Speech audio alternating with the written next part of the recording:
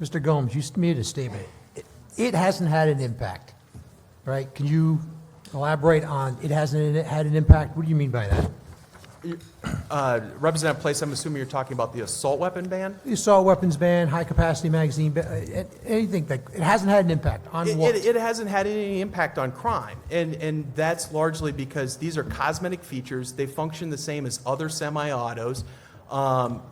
In the case of New Jersey, you pin the stock, you change from a flash, you have to put a muzzle brake instead of a flash hider. These are no bayonet lug, no grenade launcher.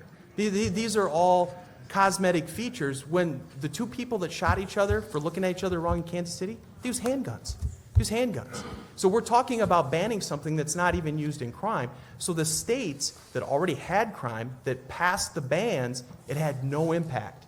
They woke up and I guarantee you, I mean, I don't make many guarantees in life, but I guarantee you, you pass this bill here today, it doesn't change anything on the streets. It doesn't change anything.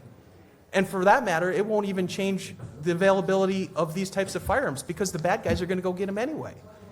So again, I think that the answer is looking at the underlying issue. And guys, we're never going to fix this problem in this country if we don't address the underlying issues of mental health. Why two people look at each other wrong and shoot each other.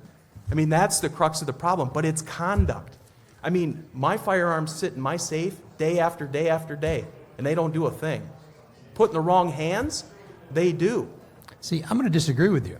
These laws have had impacts, but what these laws have allowed the criminal justice system to do is pile on additional charges and felony counts to individuals and dissuade them it encourages them to plead out instead of getting a jury trial. So in my opinion, you're right, it has no impact on crime, but it's definitely had an impact on our criminal justice system because we're putting more people in jail over things that, like you said, a feature that actually does not, like I said this before, the AR-15s that I've seen in the state of Rhode Island are no different than AR-15s, functionally any different than AR-15s that I've seen in the state of Massachusetts, which does have an assault weapons ban.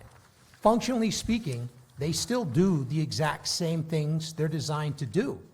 And unfortunately, what we're doing is we're just giving the criminal justice system more tools in the toolbox to put people away for longer periods of time or to make sure that they don't get their day in court by, in essence, I don't want to use the term blackmailing them, but in essence, they stop them from actually going to trial because they're intimidated by the charges. Like I said, 100 and something counts placed on you.